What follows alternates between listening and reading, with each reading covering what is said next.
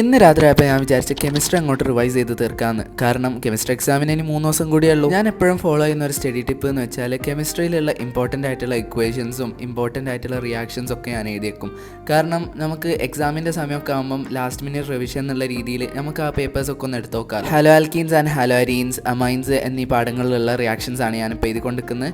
എല്ലാ റിയാക്ഷനൊന്നും ഞാൻ എഴുതിയില്ല, ഇമ്പോർട്ടൻ്റ് ആയിട്ടുള്ളത് മാത്രമേ ഞാൻ എഴുതുന്നുള്ളൂ. നമ്മൾ എപ്പോഴും പഠിക്കുന്നതിന് മുമ്പ് ഒരു ടൈമർ സെറ്റ് ചെയ്യുക. കാരണം ഓരോ സെഷന് കഴിയുമ്പോഴും നമ്മൾ ഇത്രയും പഠിച്ചല്ലോ എന്ന് നോക്കുമ്പോൾ നമുക്കൊരു സാറ്റിസ്ഫാക്ഷൻ കിട്ടും. അങ്ങനെ കുറേ നേരം എഴുതി കഴിഞ്ഞപ്പോൾ ഞാൻ നല്ല ടയർഡായി. അപ്പം മെല്ലെ പോയൊരു ഐസ്ക്രീം ഒക്കെ തിന്ന് പിന്നെയും പഠിക്കാനായിരുന്നു. ഇപ്രാവശ്യം ഞാൻ പഠിക്കാൻ പോകുന്ന ഡൈനിങ് ഹാളിലുള്ള ടേബിളിൽ വെച്ചിട്ടാണ്. ഈ ഒരു സെഷനിൽ ഞാൻ ഫിസിക്സിൻ്റെ ഡെറിവേഷൻസ് മൊത്തം എഴുതാനാണ് വിചാരിക്കുന്നത്. പിന്നെ മറ്റന്നാളാണ് ഫിസിക്സ് എക്സാം. ഒന്നും പഠിച്ചിട്ടൊന്നുമില്ല, നാളെ കാര്യമായിട്ട് എന്തെങ്കിലും നോക്കുകയും പിന്നെ കുറച്ച് ക്ലാസ്സൊക്കെ കേൾക്കണം എന്നാണ് വിചാരിക്കുന്നത്. അപ്പോൾ നിങ്ങൾ ക്രിസ്മസ് എക്സാമിൻ്റെ പ്രിപ്പറേഷൻസ് ഒക്കെ എങ്ങനെ പോകുന്നത് അതൊക്കെ ഒന്ന് കമൻറ്റ് ചെയ്യും. അപ്പോൾ അത്രയൊക്കെ ഉള്ളൂ. പിന്നെ അടുത്ത വ്ളോഗ് വേണമെന്നുള്ളവർ സബ്സ്ക്രൈബ് ചെയ്യുക.